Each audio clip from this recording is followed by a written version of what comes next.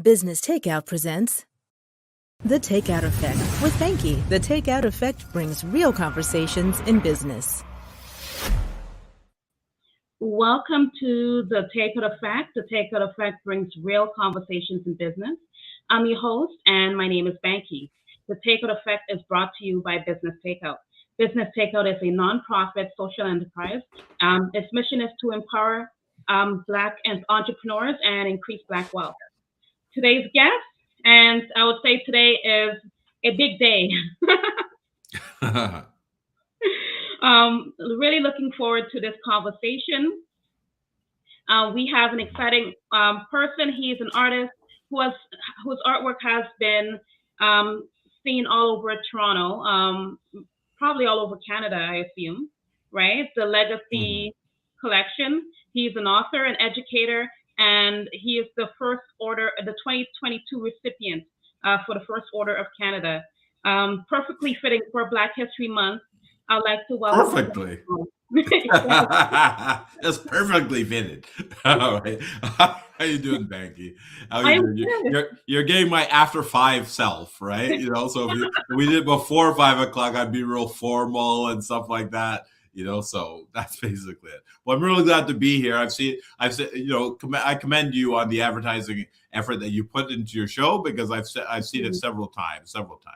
Amazing, and thank you. And I really appreciate you spending the time with us today to really helping out Black entrepreneurs who are watching the show, and all entrepreneurs also.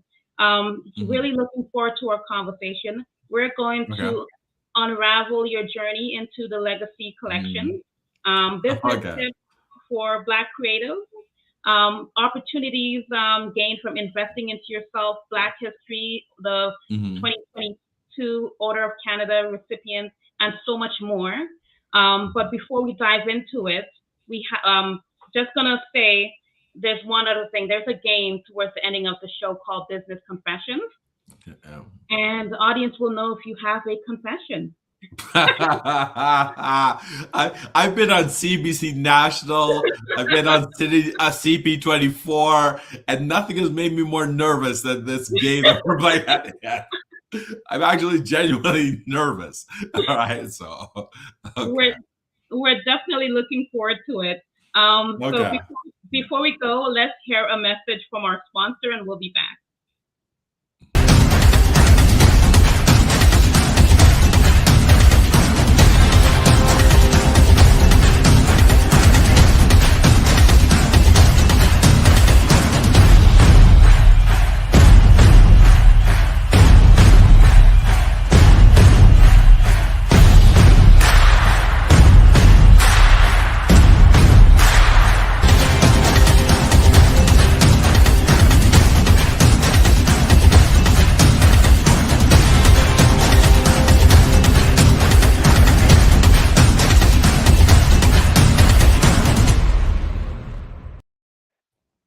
Welcome back. I feel like I've been transported to another universe and back again. That was one great intro. Great commercial. Thank you. So let's dive right into it, right? Okay. If someone was to ask you, who is Robert Small as a person, the soul of who you are, not what you do, but who you are, what would you say? Oh, okay. Good question. God damn. Well, basically what I would say is that I think I'm really truthfully, I would probably say that I'm a combination of my past and present self, right? And both of those two people trying to get to the future. I find that with respect to my art, like I still find when I'm alone and the camera's off, I still find that I'm the person that I was when I was like 10 years old. Drawing and just feeling free and just embracing it and not thinking about anything else, because that's what I used to do when I was a child. But in the same respect, I'm still a 52-year-old man, and presently, like I look at what I do, what I can do what I did as a hobby when I was younger, and think about how I can make it into something that can be produced long after I'm dead and be relevant to me in the future. So case in point, like creating all this artwork, that the artwork that you see in the back here, I'm Like I going to created that. you, and I really do apologize for doing that because I know you have so much to say. There is Okay. something going on with the sound. It's giving like a feedback, and I'm wondering if it's Okay. Yeah. Maybe I'll take this out and see if it. yes. Okay, we can work Better? with it. Yes. Continue, and I apologize. The bottom Oh line no. is that the image that you see in the back here, Mm-hmm. I created that oven, but but I've been selling reproductions of it for the last 13, 14 years, right?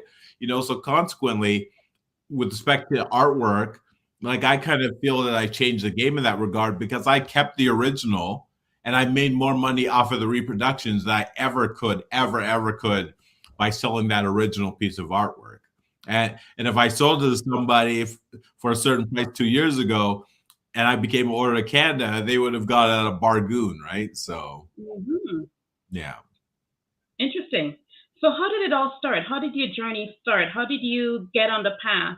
Because I read your bio. Mhm. I know that you went to law school. If I'm correct. Yeah, I was in law school for a year, and that was actually the pivotal thing that actually sent me on this path because I was originally going to give up drawing and doing anything, but I gained entrance to law school. And when I was there for the first year, I thought I was going to be the Johnny Cochran of Canada. But needless to say, I was walking downtown Toronto. I was walking across the street, and this car came through the stop sign and hit me as a pedestrian. So my kneecap was split, and I had a third-degree tear in my leg. So I tried returning back to law school at the University of Windsor, but unfortunately, that even though I passed every other course, I failed my criminology course. So Mm, consequently, I didn't know this at the time, but if you fail one course, you fail a whole year, right? okay. It's not that you take that course over again. So the funny thing is that I was in my second year doing the poster. I wasn't really paying much attention to it because I was pretty much well thinking about getting into law school. But Mm-hmm. the one thing that kind of helped me, but when I look back on it, I said to myself, well, we always think about messages from God coming like as if a portal is going to open over our bed and we're going to get this message with a ominous voice. But Mm-hmm. to me, the message was getting hit by a car, right? So if you get hit by a car and you don't rethink the path that you're on, like there's a problem, right? So Yeah. yeah, so I'm grateful for that because my heart really wasn't into being a lawyer. I think Mm-hmm. I was doing it for like superficial reasons at the time, like so consequently, it's been a great experience what I've been doing now. And I wake up whenever I feel like it and do whatever I feel like, right? So Yeah. going well. So, just to summarize it, in the moment when the feeling the pain from the car accident and all the injuries that had, Mm. in the moment you didn't realize that, to change the direction that you're on. Oh yeah, no. At the time, I was like extremely mad, right? Because for several reasons. One, that the law school didn't look at my situation and think that well, this inhibited his ability because I had like 4 A's in the first semester when I was there, right? A 4 or 3, I can remember, right? So needless to say, like they didn't regard like what had happened to me, and in addition to that, the professor that failed me was known for targeting black students and trying to fail Mm, them because he knew that if he failed them, they would fail the whole year, right? Yeah, so consequently, it left a bitter taste in my mouth because I feel like, like a racist professor kind of got the one up on me at the yeah. time. So, yeah, and the type of person I was at the time and still am, that didn't sit well with me, right? But needless to say, when bad things happen, you have to think about the positive things, and you don't succumb to it. So wherever that professor is now, like screw you, guy. I'm the Give order. me a favor. Right. I'm gonna tell you a story. I remember working for the Ontario Public Service Employees Union, Okay. OPSU, and Mhm. I was working downtown Yonge and Wellesley, and Mhm. Black History Month, February, the Workers of Color Caucus, which is part of the OPSU, if anyone is familiar. And I had to hang up your posters on the wall inside there, right? Oh, okay. Oh, inside the window? Yes, inside the Wesley office, Oh, right? okay, okay, yeah, yeah. Well, you hung it up in a way that nobody would be able to not notice it. That's for sure, right? Because I'm looking at it saying, "Geez, I think I've hit the big time with the amount of posters that are in this window and the amount of people that are walking by, right?" So, I yeah. remember looking at it and I'm like, who did this? I was really impressed with your work. Oh, okay. And still am. um, so when in terms of Black History Month, a lot of people, you would see it on Instagram. I post it enough as well. I say like 1 month is not enough, right? Yeah. And I would say Black History should be all year round instead of one specific month. What's your take on that? Well, the thing about it is, like, no one. I failed to see when somebody told us that it has to be only 1 month, right? But we walk around with this perception that's only supposed to be 1 month. But the fact of the matter is, the person who created Black History Month, who was an African American by the name of Carter G. Woodson, only thought of Black History Month, then it was called Negro History Week, for it to be a time for us to come together and talk about what we've learned about all year round, right? So we need to learn about all year round. And, like in the Black community, we're so used to referring to, the Chinese community, the South Asian community, this, that, and the other. But they have practices their culture all year round, right? And they think about their politics, their history all year round. So if anything, we should take, they have schools for their own children, and just because you don't know about them, they're still there, right? Yeah. So, and you'll never see them saying, I'm Chinese, but I don't want my Chinese kids to go to a Chinese school, right? But we think about Afrocentric school, and we actually, to think about how crazy it is, the Afrocentric schools do better than the regular schools. The Black kids there do better. But there are people in our community that want those kids to go back to the system that was failing them by like 50%. Just because it's an all Black school. Like, that's madness. So you would rather your children fail and be multicultural, but not to get 80s and 90s in a Black focused school. And your problem is that instead of saying A for Adam, they're saying A for Africa.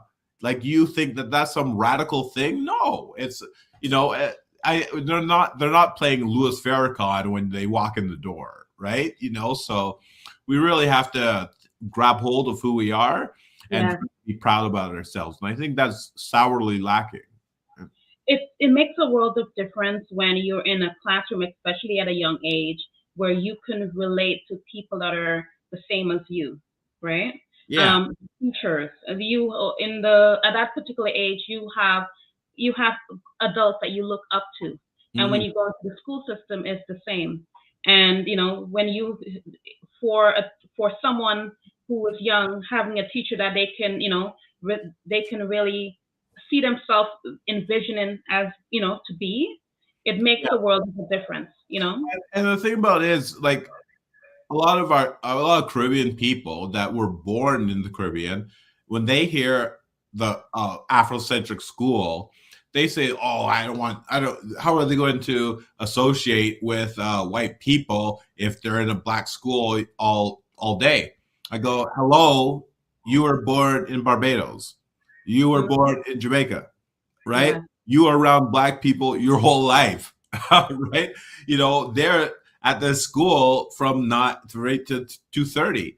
So if you didn't have a problem getting used to being around white people and other minorities, why would in Barbados and Jamaica and stuff, why would they have a problem getting used to other minorities when they're living in the same building, right? Like, it just doesn't make sense. And on top of that, you had the dynamics of an Afrocentric school in the Caribbean because the headmaster was black, the teachers were black, the storekeeper was black, the bank manager was black. So you didn't need an all black school because you had one.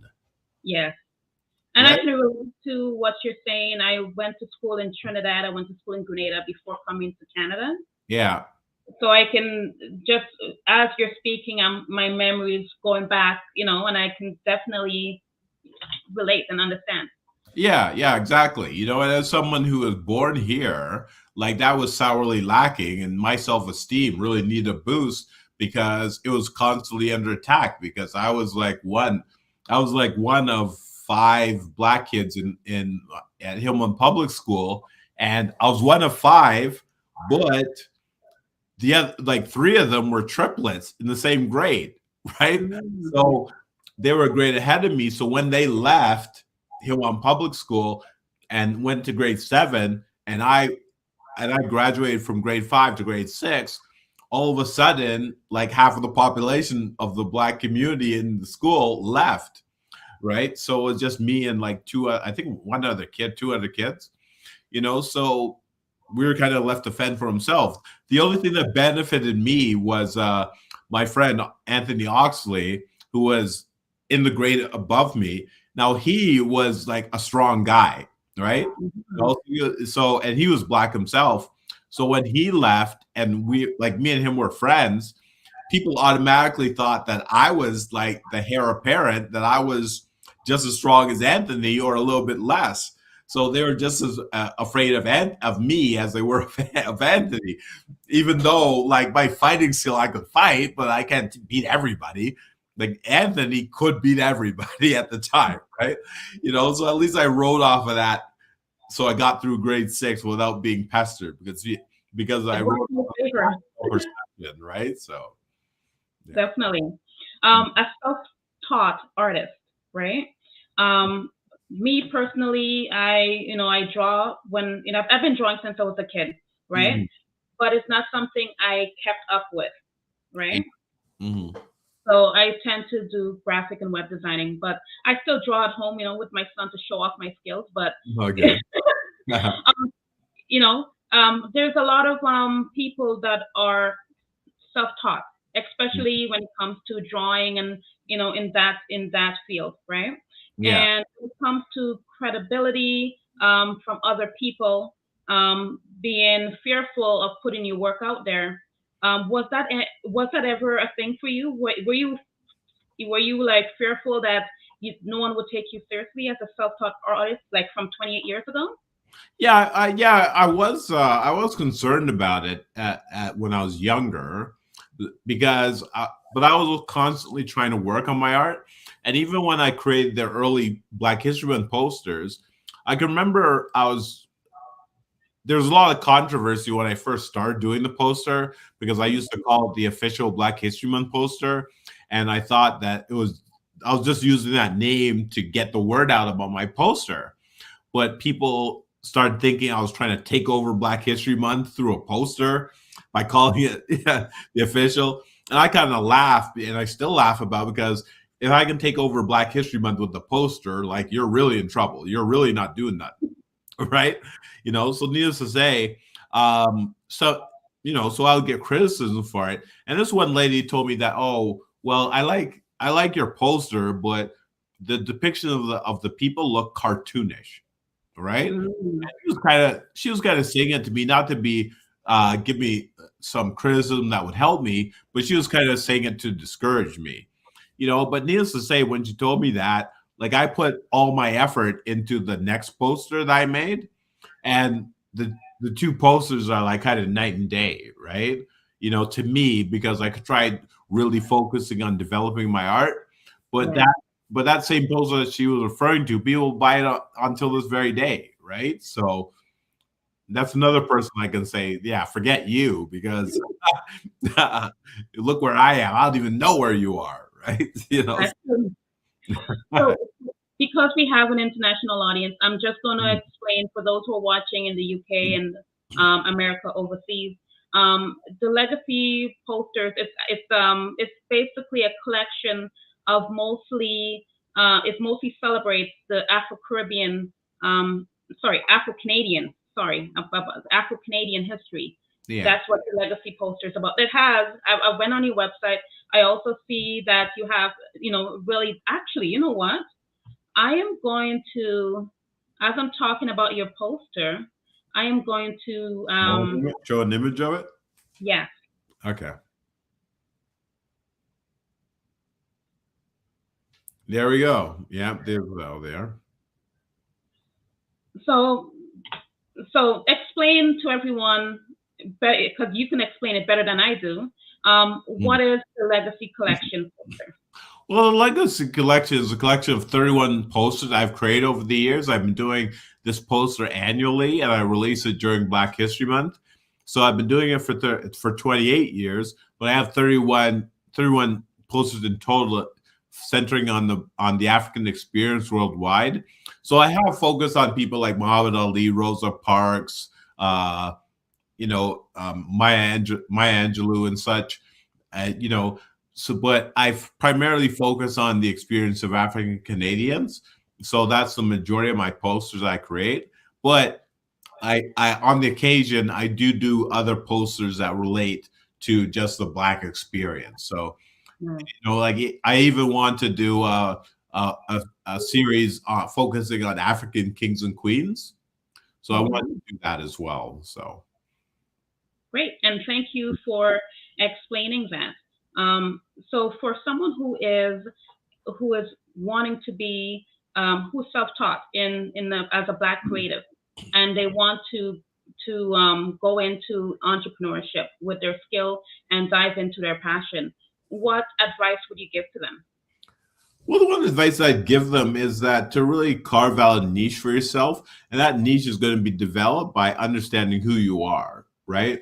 With respect to with respect to my posters, like they're really something that I would do for the rest of my life because it is who I am. I like painting, drawing, being creative, and I love history too. I've always liked learning about history, so that is like in sync with who I am, but over the years I've been doing the poster, like one person would appear there in the other place trying to create a poster similar to mine. But I always knew that wouldn't last because I knew that wasn't who they were, right? So you could only pretend for so long. So with respect to young creatives, I'd really tell them that they really have to think about who they are and putting their best foot forward. At one time, people always used to bring up another African artist in the community by the name of David Kabuka, right? And I pretty much was learning about how to be an artist through David Kabuka and another photographer, Michael Chambers, through their example, right? So I made the conscious decision that I might not be a Michael Chambers, I might not be a David Kabuka, but I'm going to be Robert Small, right? Yeah. And focus on that. But I can learn from the two of them, which I did. Michael had like a really incredible pride in his work, and David Kabuka, and he wanted people who purchase his work to really value it.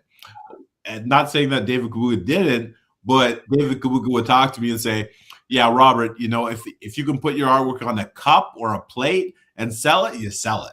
Right? So, and he was doing it. So and people were buying stuff. He didn't put it on a plate or a cup, but it was creating calendars. He was creating prints. He was creating posters of his work. So whichever, he had it on T-shirts. So he was really aggressive in getting his artwork out. So I pretty much learned something from both of them, through example. I thought of how I'm going to create a piece of artwork that I can take pride in and be able to mass produce it, so I'm not like starving and not earning $1 for it. All right. Yeah. So I wanted to be successful like the two of them, and become almost like the middle ground between their two extremes on the other. And I wanted to talk to you about that in terms of distribution, because you just mentioned it.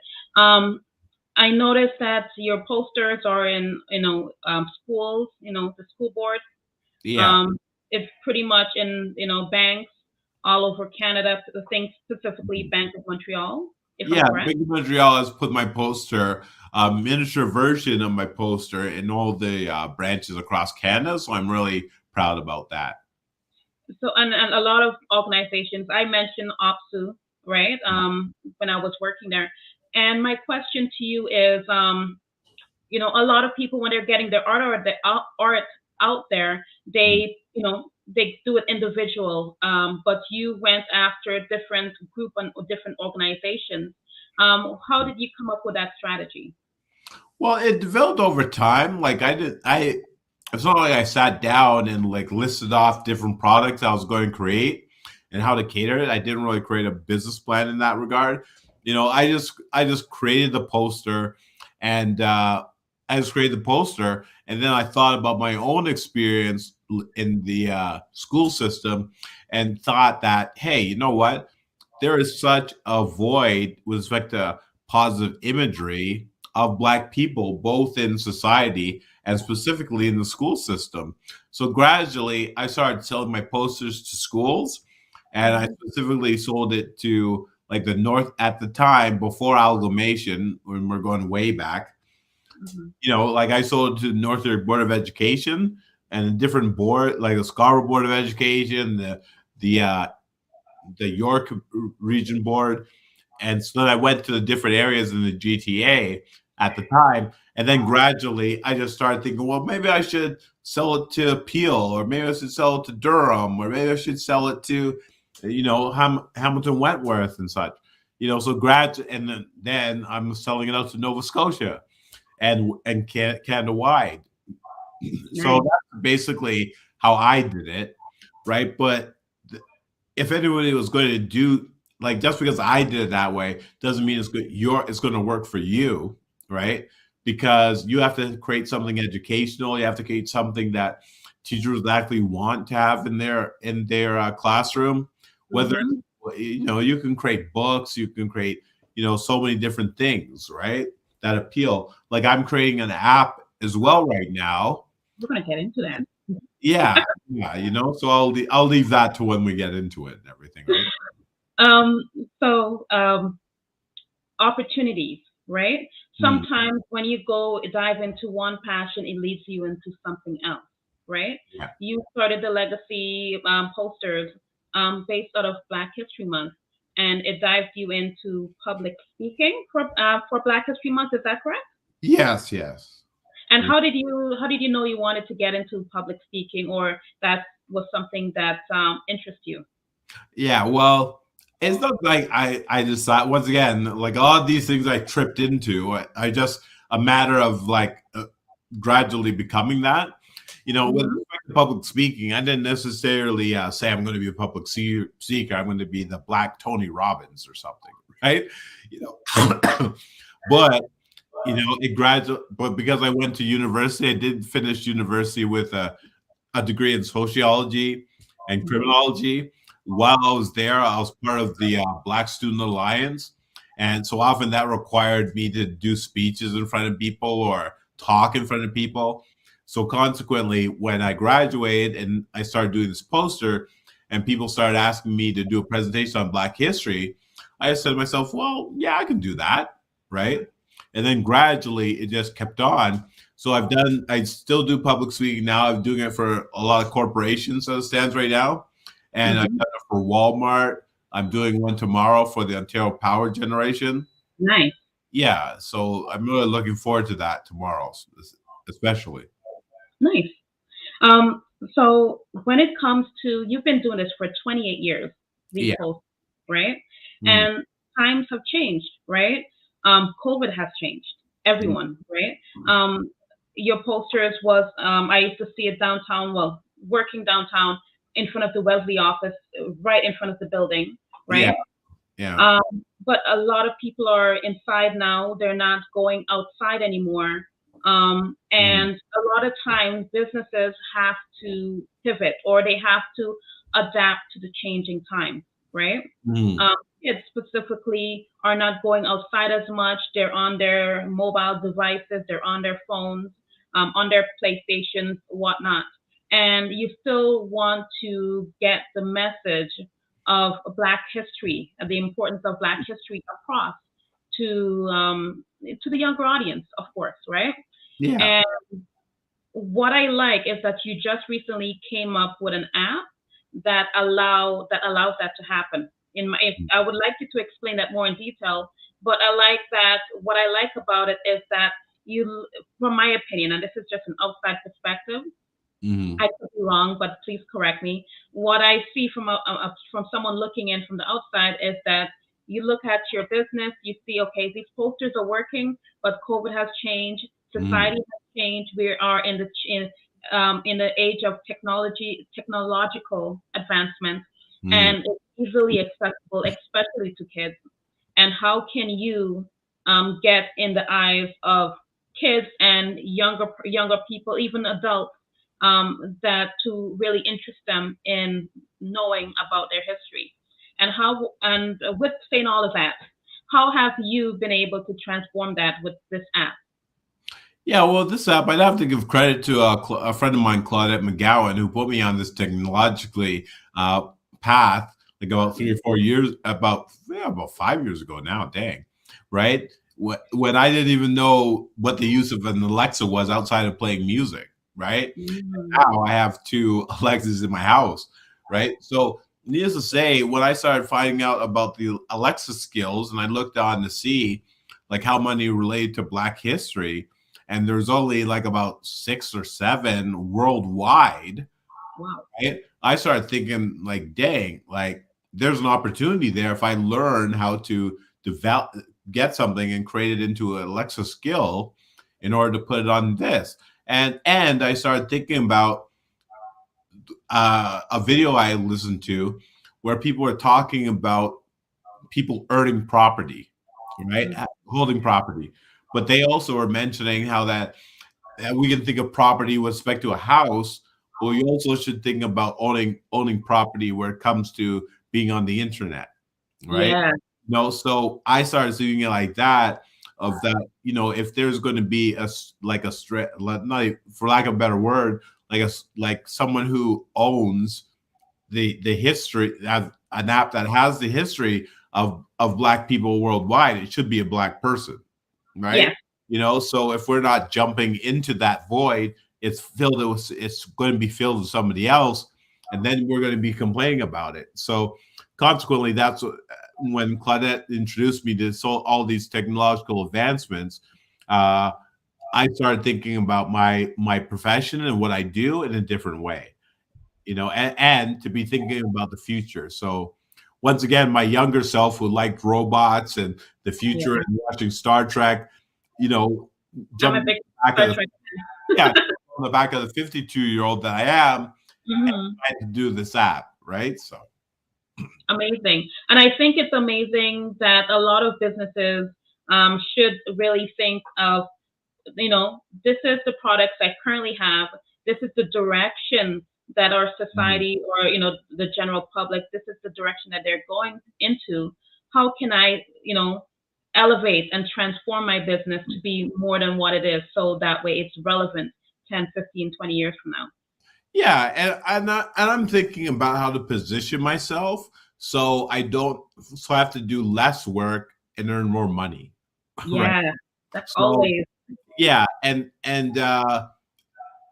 creating this app, I only have to develop the questions once, right? But I can be selling this app for the rest of my life, Yeah. you know. I learned about that because people often think about getting rich the wrong way. They feel like they get a job working for the Royal Bank and they earn $30 for 1 hour, then another $30 for another hour, and then another $30 for another hour. But they should flip that around because this painting that I have behind me, let's say I put in 30 hours in 2007 to make this. Hmm. I'll never have to put those 30 hours in again.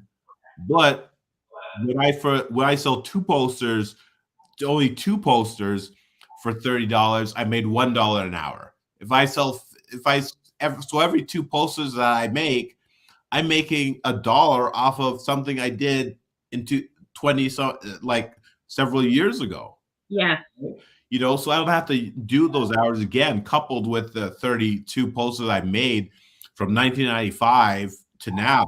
So I'm selling them for $15. So every one poster I sell, I'm actually making $15 on the 1 hour that I did in 1995, right? So I think that the Black people should the same way. That's why the reason why people create books, because Mhm. they'll never have to write again, but they can sell it forever. And Exactly.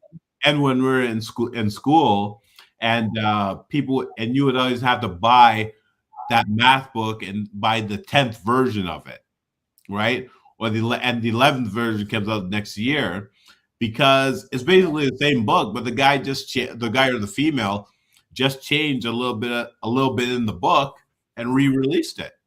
Yeah. Recently, 2019, I did the social media content planner for it's 2019 social media content planner.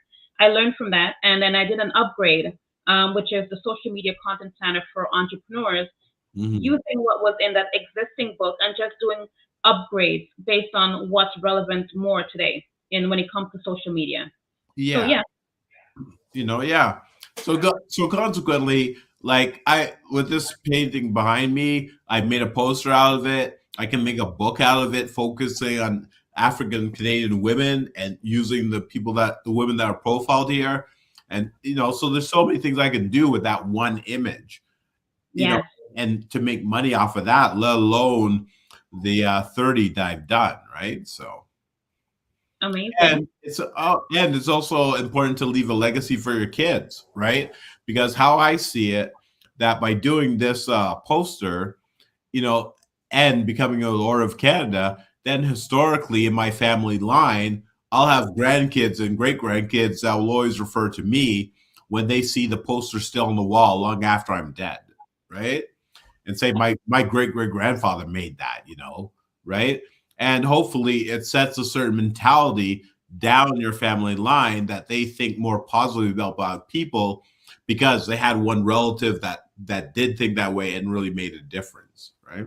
Exactly. And you're inspiring other people without even knowing it in the process, I think. Yeah, thanks. I appreciate that. I actually know that, Exactly. I don't think I know. Right. Yeah. Yes. And saying that jokingly, but people, tell me up until the most recently, it's always funny.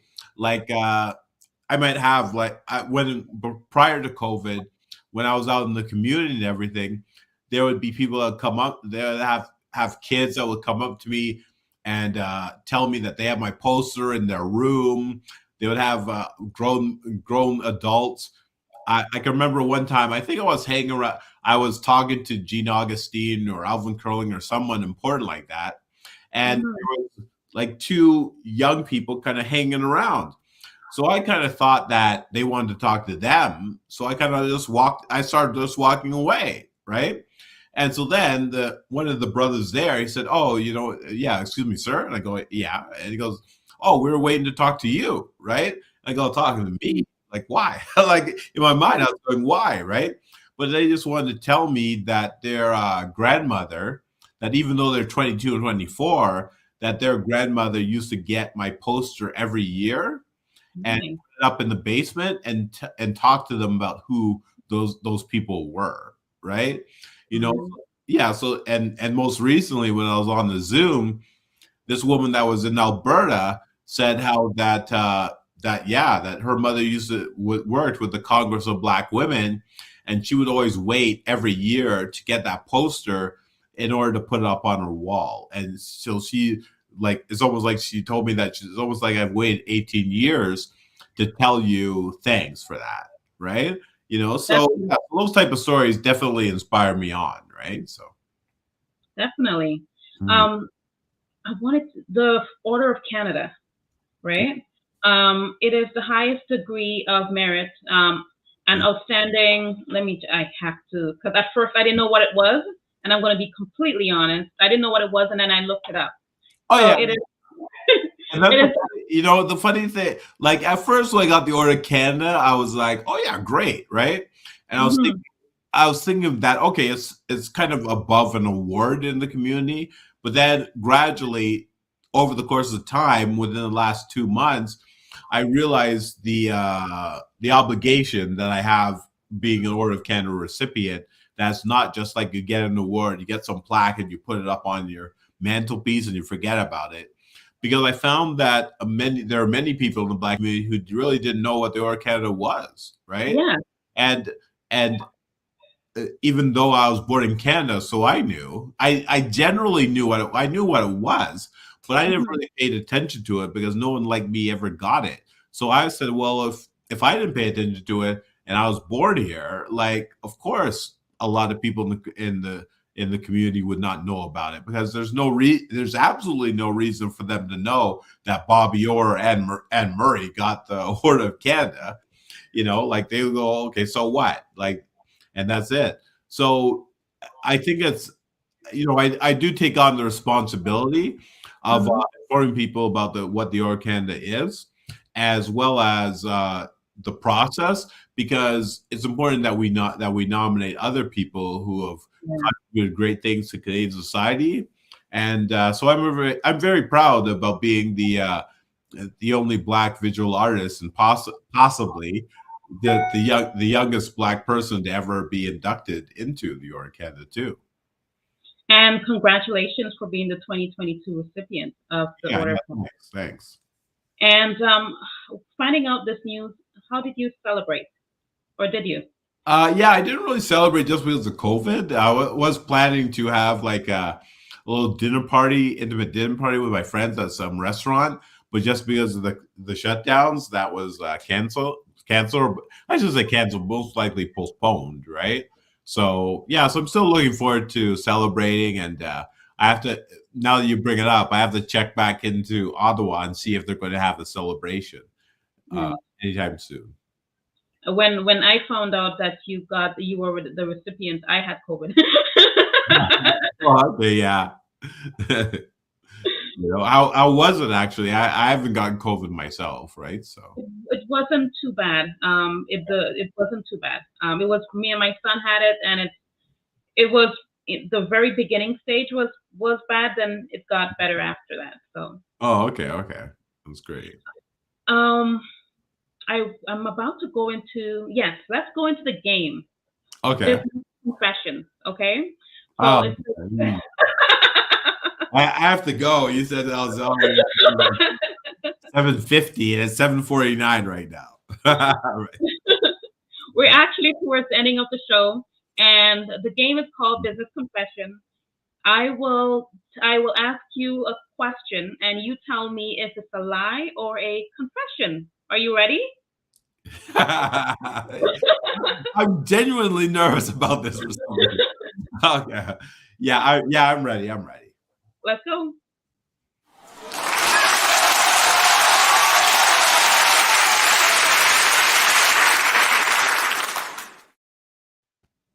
Tell me about a time when you had a creative block while working on a project.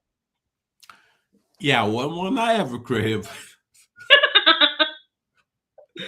yeah, exactly. You know, when I have a creative okay, reel it back.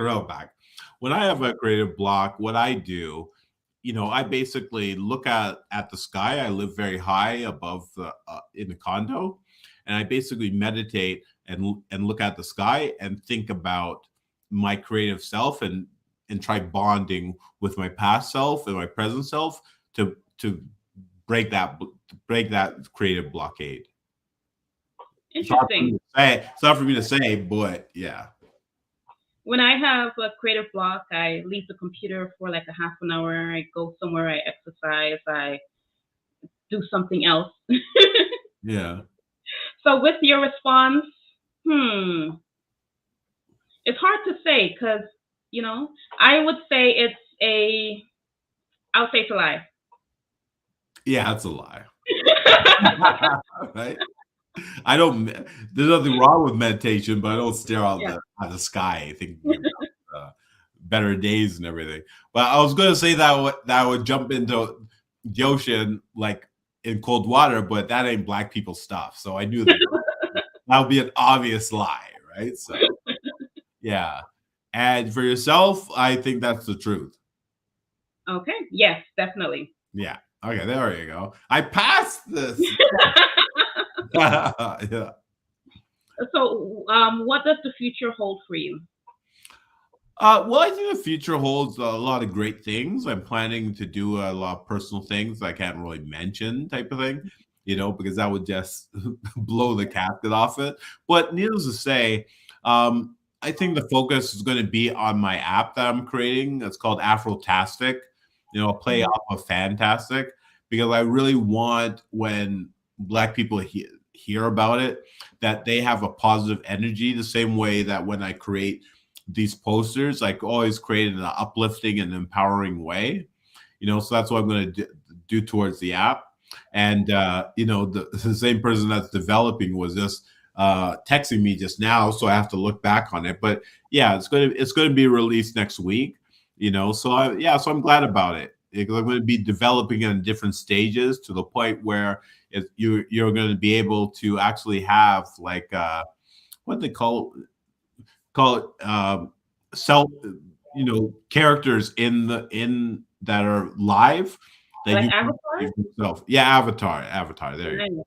Yeah, you're younger than me, so you're able to pull those off like crazy, right? So Yep. And plus, I have a 11-year-old, so yeah, well, that's probably the reason too, right? So I really appreciate you spending the time to have this business conversation today. I've learned a lot from our conversation, and we've reached the ending of the show. And thank you for joining us. And how can anyone who's watching, how can they get in contact with you? yeah, well, they can get in contact with me by email, rsmall@thelegacyposter.com, or they can go to my website, which is thelegacyposter.com or thelegacycollection.com, and collection with an X, right? Yeah. With CT. Okay. Perfect. But no, Amazing. thanks for me finally being on the Banki Effect, right? Like I've seen your advertisement. Go, how come she doesn't invite me? Like, what's the deal, right? So actually being on your show, like I felt that I could take one knock off the bucket list for that, right? So Yes. there you go. I'm glad I sent you the invite, and I'm glad you accepted. Oh yeah, definitely. Yeah. I didn't want to seem too anxious and everything, right? So For everyone who's watching, if you enjoyed this episode, please like, share, and subscribe. Robert, again, thank you for spending time with me today on this show. And for everyone who's watching, see you next Thursday, and have yourself a wonderful day. Bye. If you enjoy our programming and want to help support Black entrepreneurship, please donate today. www.businesstakeout.com/donate.